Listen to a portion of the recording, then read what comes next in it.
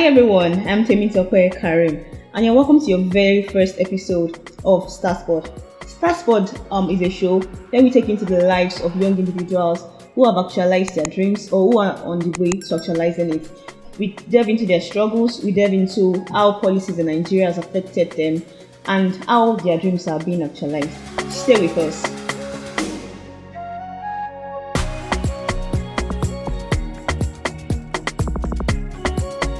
So welcome back once again into the show. The show is Starspod, and today we have with us Temidayo Oloyede. He's the CEO of Edala Homes. Hi, Mr. Temidayo. Hi. Hi. Good afternoon. Good day. I hope you're good. I'm doing great. Yeah, tell us a bit about Temidayo. Okay. Basically, my name is Temidayo Oloyede, as you have rightly mentioned. My educational background, accounting from Yaba Tech and insurance from University of Lagos. And currently, I run a real estate branch in Lagos, which is Edala Homes, and very soon we're looking to expand towards other regions of the state. And over the next 5 years, we're also looking to expand across Africa. Okay, so are you the sole founder of Edala Homes? No. So we are two co-founders, and I am a partner. So I'm the CEO and he's the CEO. Okay, so before real estate, what have you been doing? Okay, so before real estate, I was doing a clothing business. So basically, what I do then was I go to Yaba and buy materials, make clothes, make them t-shirts, hoodies, jackets, and all of those things. Then brand them and sell to people basically. So that was what I was doing before then.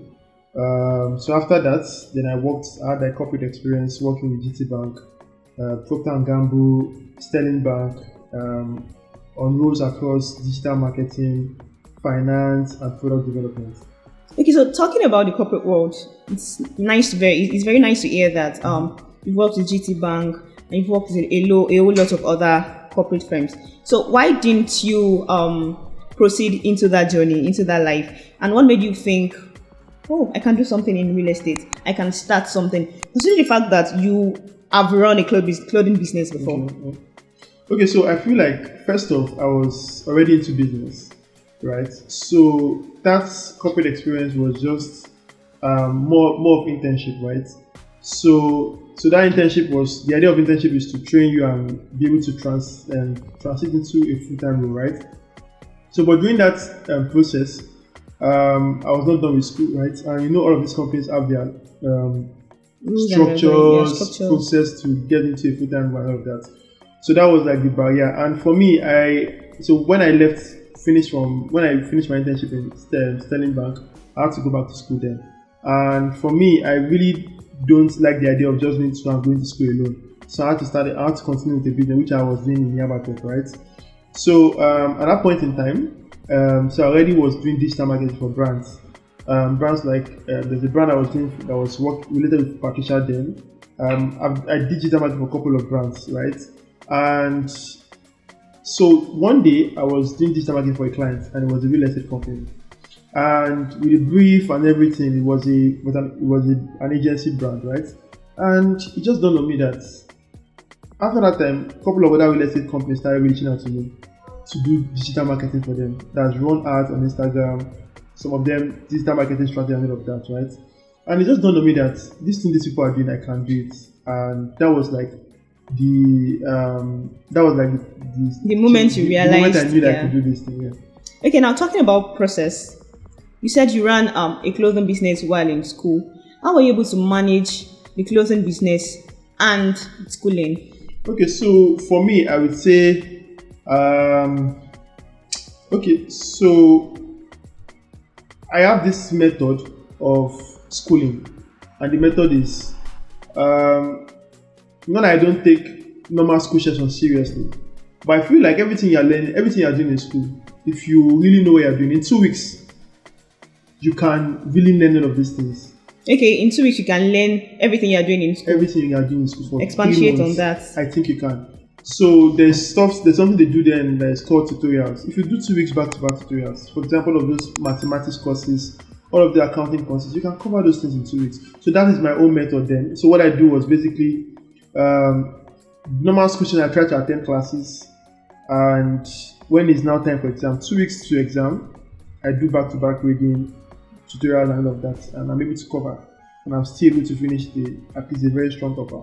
Okay, what did you finish from? Let's come from that angle. Okay, so in Yabatech, I finished. I think I finished. Yabatech is over 4. I think I finished with 3.12. So that's very strong up on Very Yabatech. strong, yeah.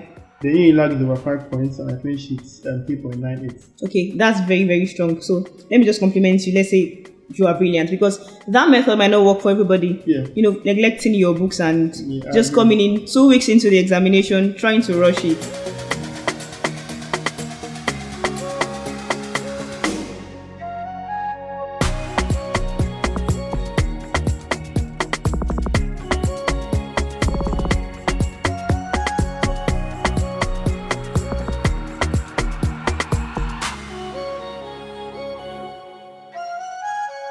And read. Now let's come back into real estate business, Edala Homes. Now you've mentioned what really inspired you, seeing what people are doing in real estate and all that. Do you think the economic state of the country and the policies by the government, do you think is really favoring the real estate industry? Let's take this landmark as an example. It has been there. It's a form of recreation, but what do we call it? Mm-hmm. It's a form of tourist attraction to people in Nigeria and outside of Nigeria. It's bringing in money, it's generating revenue and all of that.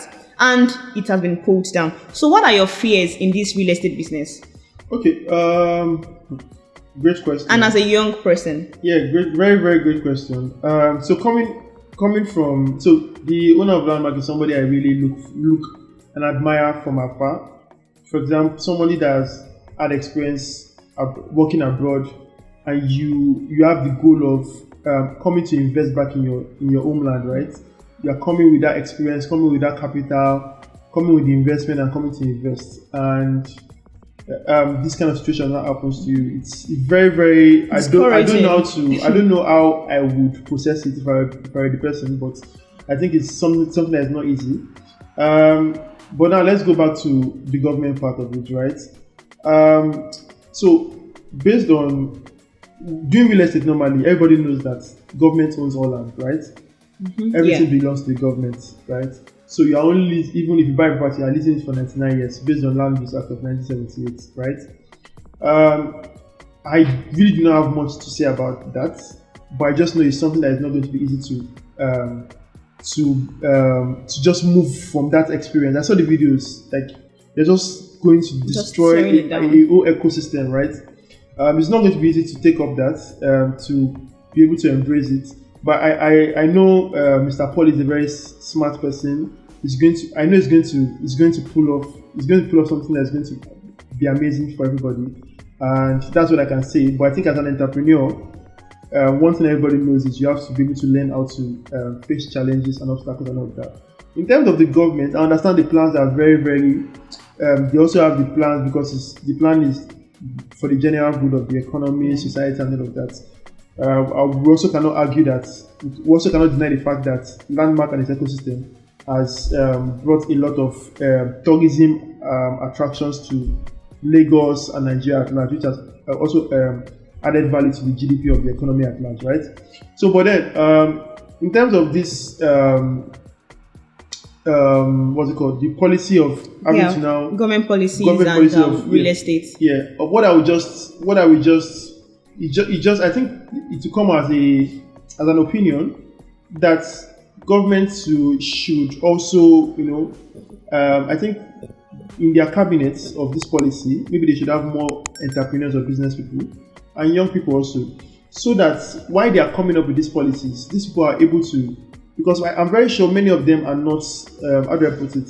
It's very hard for you to put a policy that you don't really understand the impact to an extent. For example, if I want to do a policy on maybe education, I don't understand anything about education. You need someone. It's going to be very hard. So I would plead that the government should be very, very open with this policy, have as much as possible business people that this thing affects, because you're creating policy for business people. Have business people on your team. Then these guys can tell you this is the impact this will have on the economy and the business people, because we also cannot deny the fact that business people are the ones. If you don't get tax, how can you get resources to run your state and all of that, right? So the economy has to be enabling for business people, entrepreneurs, young people, small, medium enterprises make up for a large majority of the whole business landscape in Nigeria, basically. So that's my own opinion as regards that. Okay, so talking about challenges, but before we go into challenges, I was going to ask you that. What is the major challenge that you faced? While chatting and you told me that Edala Homes is going to 3 years now, right? Yeah. You've been running this business for 3 years. And what is that major challenge that you faced while running this business? But before you go into this challenge that you faced, I know there are different aspects of real estate. There is the, land part, housing part. What do you really do? Okay, so basically, I'll just go from the inception. So what we are trying to do is we are trying to solve the housing deficit by providing affordable housing. And it might sound very cliche. Everybody talks about solving the housing deficit, affordable houses that are not really affordable. Great. But I will tell you for a fact, it's a real problem. And what we're trying to do is we're trying to provide a real solution to the problem. Now, if you look at the value chain of investment in real estate, when you talk about affordability, if you want to solve the real housing deficit, the middle class make up for the large majority of the economy, right? Yeah. So we're talking about people in major areas that make up for the major population of Lagos. For example, if Lagos is 20 million people, a bulk majority of that population are not on the island. They are not in VI, they are not in Ikoyi, they are not in Lekki, they are not in Ikeja GRA, they are not in Magodo. They are in areas like Agege, Mushin, Yaba, Yanokbaja, all of these areas, right? So if you really want to solve the housing deficit, because these are the people that really do not have enough, these are people that you really do not have enough apartment to accommodate, right? If you really want to solve the housing deficit, these are the people you need to target and you need to serve, right? So what we have been able to do is, real estate itself is expensive, trust me. Now, before I talk about the part of affordability, what we have been able to do over the course of, because if you look at investment in real estate, I believe that an investment should be able to give you returns and should be able to give profitable returns. If you really want to, so for example, we have said solving the housing deficit. You cannot solve the housing deficit in isolation. We need stakeholders like the government, you need the investors, you need the property developers, and you need the end users, which are the rent people that will pay for their apartments, right? Yeah. Good. So at the end of the day, everybody needs to meet at the point, a middle point. That means the apartment do not need to be too expensive for people that want to rent the apartment. Government needs to set up policies that encourage people to do more business, because if there are not enough people that are going to development to build these properties, you cannot be able to solve this housing deficit, right? Investors, if the returns are not attractive enough for investors, they won't put money down for you to build, right? And if they're not putting money for you to build, you will not be able to serve the market, which is the deficit you're talking about, right? So what I've been able to do is, I've been able to find a model that is really affordable. And like I said, real estate itself is expensive. If you are going to development, there are a lot of inputs, or there are a lot of components. It come from the land. Land itself is expensive in major areas. For example, in Yabana, if you want to get a plot of land in a strategic location, you need to have at least 100 million to get a very good land, right? A plot of land. Now, that is one cost element. Construction materials are also, they are the major cost elements, right? So you're looking at cement, you're looking at sand, you're looking at granite, you're looking at wood and all of these things. Cement went from 4,000 naira to 10,000 naira, right? In just less than 3 months, right? That means if you are spending 20 million to buy cement for a whole project, it means you are spending 40 million. Now, so that tells you that the major construction materials or construction elements, if you want to spend 200 million to build for, at least now you should be budgeting around 350 to 300 million to build that same property, right? So that gives you an idea of the fact that real estate itself is expensive already. So now, it costs the same thing to build everywhere. If you want to build in Lekki, the same construction materials, the same block, the same sand, the same everything, the same thing to build. The only thing that matters is the foundation, because Lekki lands are soil land, they are water lands. To me, you have to do pipe foundation. But apart from the soil, the same property you want to build in Lagos, the same property you want to build in Calabar, it's the same thing to build. Maybe labor might be cheaper there, but obviously, trust me, other construction materials are the same thing, right? So that now brings me to the point that the only thing that is now more expensive now is the land. The cost of buying land in Lagos is very, very expensive compared to the cost of buying land in somewhere like Ogun State, right? That's why I see people in Ogun State. Somebody can be staying in a room in a one bedroom and is paying 100K per year. And somebody is staying in Yaba in a one bedroom now in Yaba. If you don't have 1.5 to stay in a very, very good, in a new house that is very good to standard, 1.5 at least now. So that's a self-con, right? A one bedroom. One bedroom, yeah. okay. So I'm comparing Lagos to maybe somewhere like Ogun State. Maybe Ogun State, maybe 250, 300K. You can get a one bedroom in some areas, right? So the point now is, really, affordability is an issue, right? So, and trust me, investors are not sentimental. It's a game of cost and benefits. How much am I putting? How much am I getting?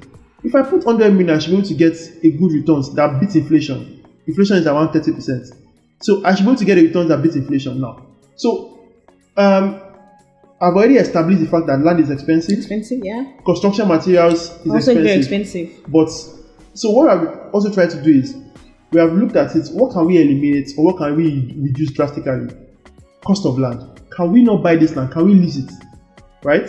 So if you can lease the land, it means you have taken that major cost element out of your costs.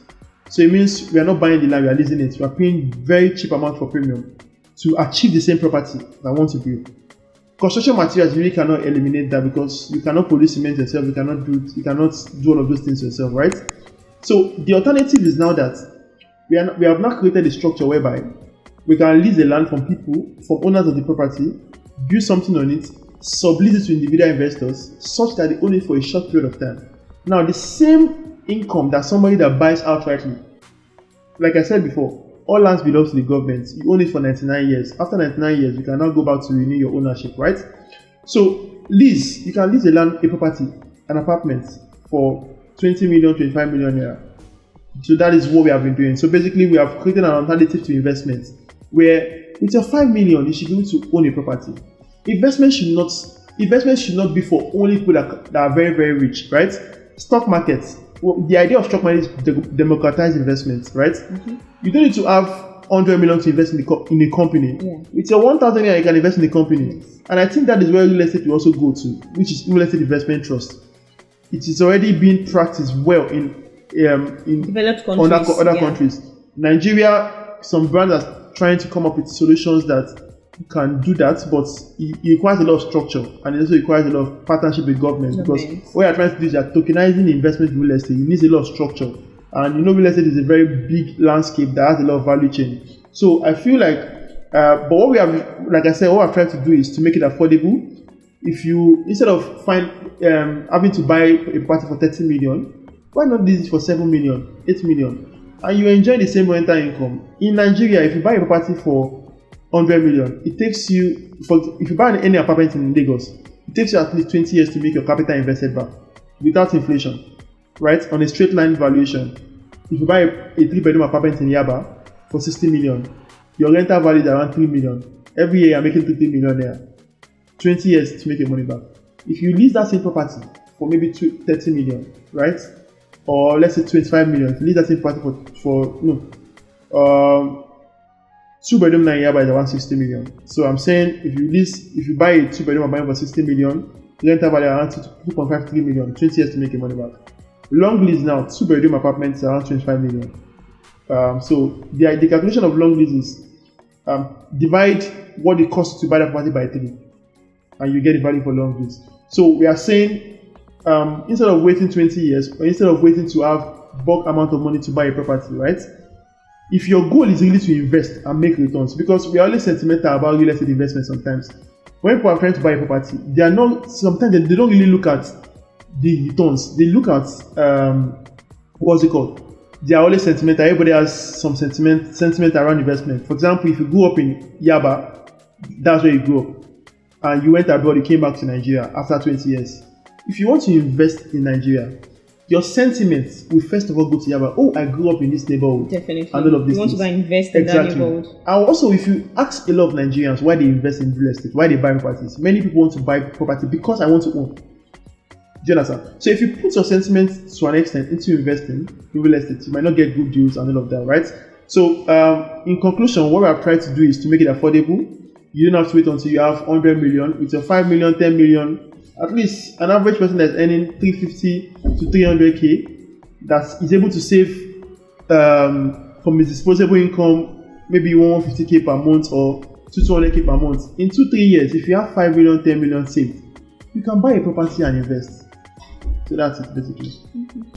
Okay, so that's impressive, and I think I've learned a lot about real estate and just what we discussed. So I can deduce that what you do is you sell houses, right?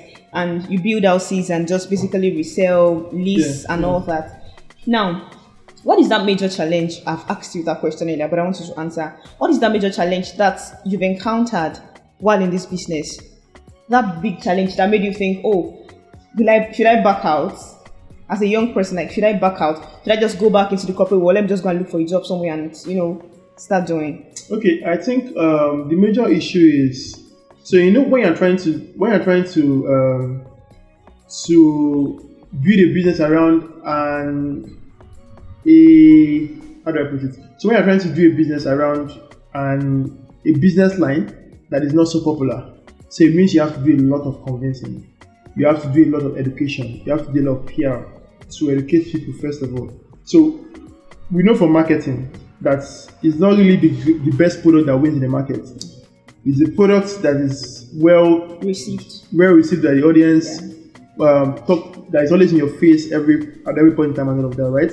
So that was the major issue, and it's still a major issue because we still have a lot of people that come in and be like, I don't understand, how does this make sense? Do you understand? So you have to now educate, you have to make people see. People have to now wait and they'll watch you. They'll be like, I'm not really convinced. Let me see what your brand does 3 months, 6 months, and all of that. Do you understand? So it's a game of you are trying to be a how do I put it?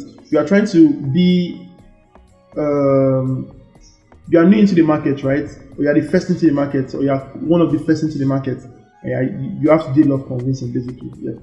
Okay, so your basic challenge was, trying to convince people as a young person, and as a young person, do people take you serious? Because I think there is this perception in Nigeria, when you see someone that has a business and that has used like 20, 30 years in business, people tend to take them more serious than if you say they're just coming into it. Let me take that to the corporate world. If you are there with no experience, you might not really get a job. But if you are coming with 5 years experience, 6 years of experience, people would really, they want to give you the job. So how did you balance that, coming as a young person and, convincing your customers? Okay, I think majorly, many times I think I've noticed that there are different segments of the market. There are different segments of customers. There are the young people and there are the very, very matured customers. They have seen a lot. They have seen a lot of investment. Like, I have a customer that is telling me, guy, there's nothing you can tell me. I've been investing since I was very, very young, and now I'm in my 50s, and I don't think this makes sense and all of that, right? But the man had to be like, you know what? I'll watch you. For 1 year, was seeing all we're doing, and he just needed a daily deposit of trust in his bank account, a trust bank account, basically. Do you understand? So basically, for the much older audience, they need to trust you, and trust for them is not a game of. So for the young people, for people like me, my age range and all of that, I would say, it's easier to convince them. As far as you can prove that this can give me this, you know what you're talking about. People can tell where you're lying. People can, sometimes people might not be able to tell, but you can convince people that this would work and you deliver results, right? But the much more older audience, it has to do with trust, basically, and that trust, you have to earn it. Now, talking about trust and the younger generation, it brings me to the point where I noticed that a lot of young persons are now, I don't want to work for anybody. I want to be a CEO myself, which is very, very nice, which is very, very impressive. You don't really have to work for anybody. I totally agree with that. But I think that the real estate business has been flooded by young persons who don't really have a strong understanding of the business. How do you think the government, policymakers and all that can manage all of this? Okay. So basically, if you look at that landscape very well, I think from my view of the from my view of the industry, that many people are of the marketing point of it, right? So you can have as much as possible marketers. The only point is that you can see them more on social media. I think that it's really not, because if you look at it this way, from the older generation where a lot of people were not online, what you were doing was marketing, TV marketing, flyers, and all of that. So how can you tell that people were not also marketing, young people were not also marketing real estate then with flyers? Do you understand?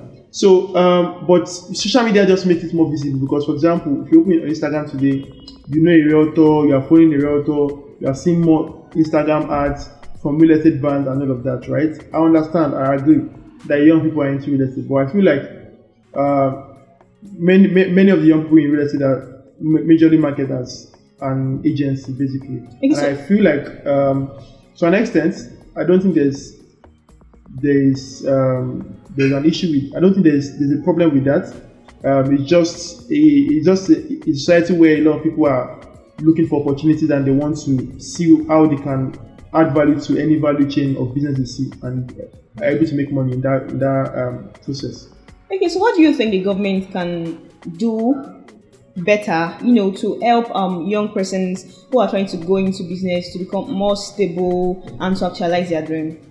Okay, like I said, what I said at the first point, which was policies, ease of doing business, policies for young people, right? The more easy it is to do business, the more young people remit tax, the more tax you're able to get, the more unemployment. In economics, there are major economic indicators. There's unemployment, right? If you're able to reduce unemployment rate by a large margin, your economy is growing, right? Yeah. So first things first, people that employ people most are also SMEs, small businesses, yeah, or even businesses, right? Government agencies really do not employ a lot of people, right? So if you really want to solve the unemployment issue, businesses have to see that it's profitable and easy to do business. So if it's easy to do business, you have a lot of small business or businesses employing more people, and you're able to solve unemployment issue, right? That's one. I don't want to talk about inflation, but in terms of economic growth, if you are looking at economic growth, the more young people or the more businesses you have that are doing business, right, the more income or the more GDP to your economy, and your economy is able to grow. So those two indicators, if you're able to solve, or if you're able to give more young people ease of doing business, or more businesses ease of doing business, you are able to grow your economy, and the society is better for everybody at the end of the day. Okay, so as a young person who is like 3 years into the real estate business, so what are the things that you think, you could have done better? I know that we are all prone to make mistakes, right? Yeah. And there are things that you would have done at the start of the business, even maybe last year, 2 years ago, that right now, if you have to make the same decision, you would have made better choices. What are those things? Okay, so what I think I should have done better 2-3 years, because real estate is more finance than real estate itself, than building, right? So I think what I should have learnt first, or learnt more, was how to raise capital. Because if you didn't have money, you can't do project, and if you don't have project, you can't solve the housing deficit, right? So I should have learnt a lot about raising capital. Maybe worked in a private equity company, or worked with an investment bank that you see deals, how they structure deals, and you're able to get that network of investors that are investing in projects, and that way you're able to get access to a lot of capital and finance to really scale up or do a lot of projects, basically. Now let's delve into capital a bit. I know that a lot of young persons want to go into business, but the only thing stopping them is just the finances. It's just the capital aspect. If you gather like 3, 4, 5 young persons, they really have something that they want to start. Yeah. They have a problem they want to solve, but it's just the capital that is stopping them. So what do you think the government and society at large can do better to solve that problem? Okay. So I am of the opinion that for every industry, there should be a fund, right? Either by NGO, which is something EduGis is doing. I think they are doing you are doing a great job of Thank actually empowering young people, especially students, to start business from their undergraduate years. Yeah. If you have a good idea, you fund the idea, train them, and fund them, and all of that, right? While I think that capital is also important, but I feel like many times the issue is not really capital. The issue is marketing. The issue is market validation. The issue is many times the point you think is a problem is really not a problem. You really don't have enough. You really don't have the market for that problem, right? For example, say you want to sell cold bottled water in an area where there is cold. There's no problem, right? So I feel like many times, but if you go to a place where there's hot sun, everybody's sweating, everybody's hot. In traffic, you sell a lot of cold bottled water, right? So I feel like many times the issue is, first of all, market problem, right? The problem is not many times if you look at many of these. I have a lot of friends that young people. I'm a young person. I have a lot of friends, and a couple of people who speak about business sometimes and all of that, right? When you now speak about, you really notice that the issue is really not even funding, right? The issue is market. The issue is the product. The issue is marketing itself. The issue is sales. You really don't know how to sell, right? Me and you can go to talk to 100 people. I will sell more because I'm a salesperson. I know how to sell, right?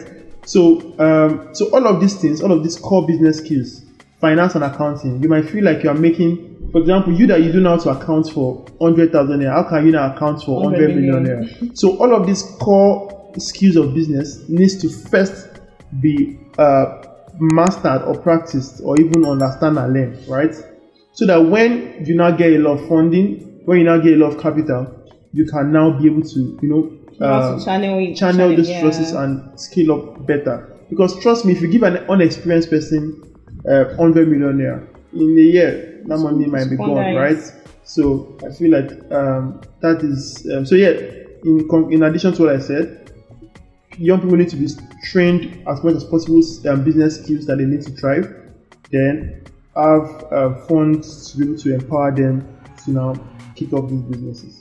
This question is, you're going to answer it in relation to your business as well as yourself. So where do you see yourself in the next 5 years as well as your business? It's a 2-in-1 question. Where do you see your business in the next 5 years?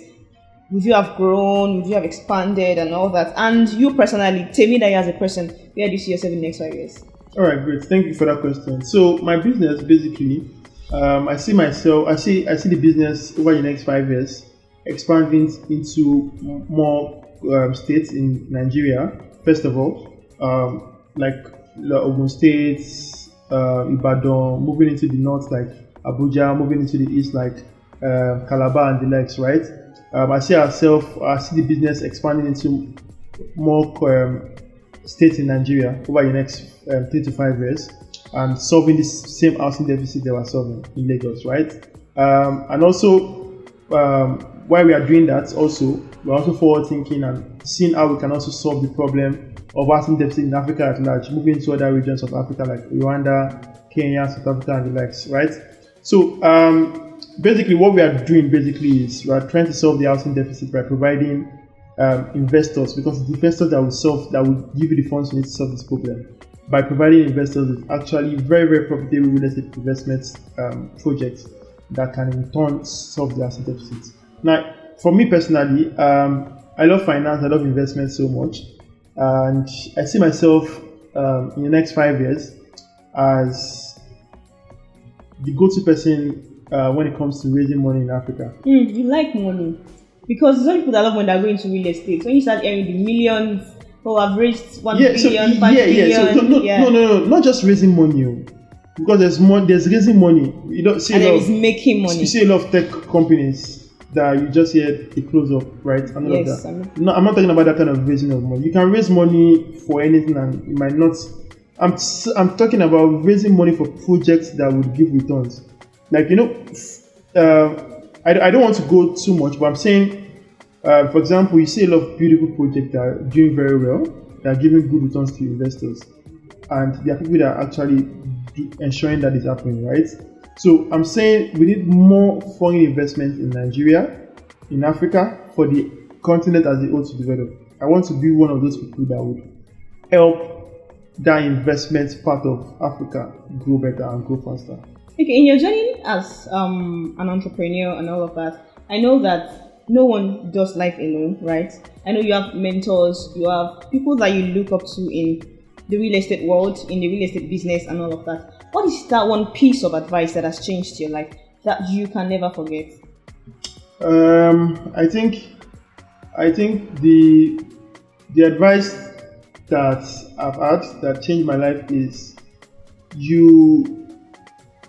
anybody you look up to, really, it's only a matter of time that person has paid his dues.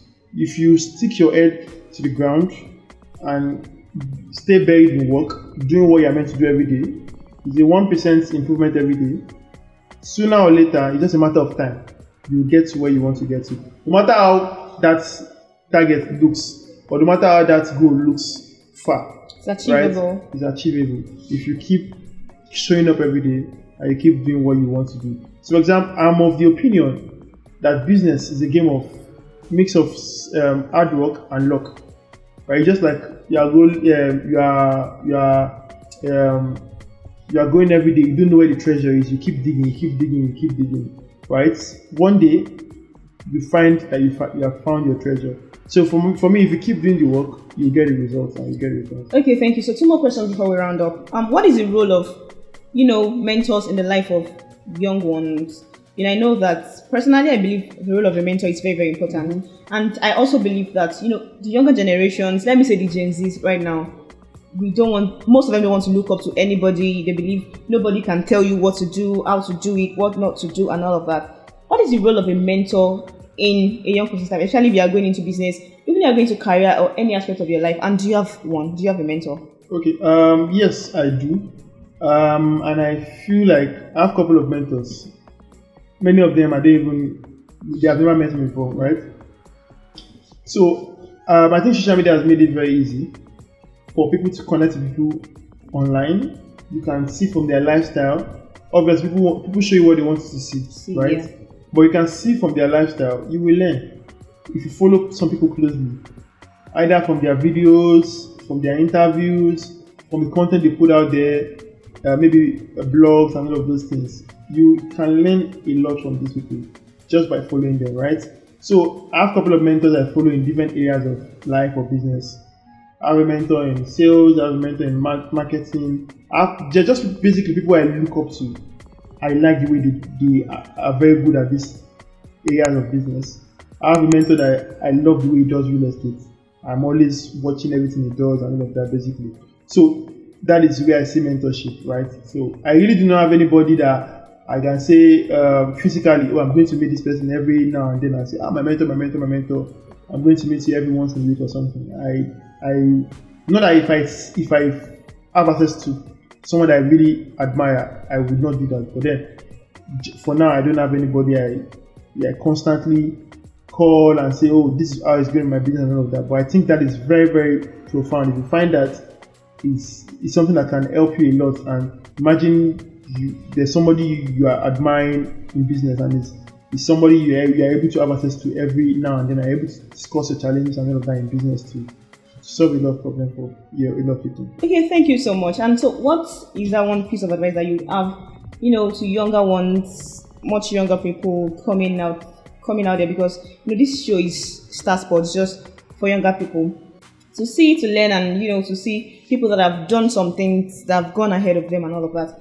What piece of advice do you have for someone who is just starting out their life, their career, their business, and all of that? Okay.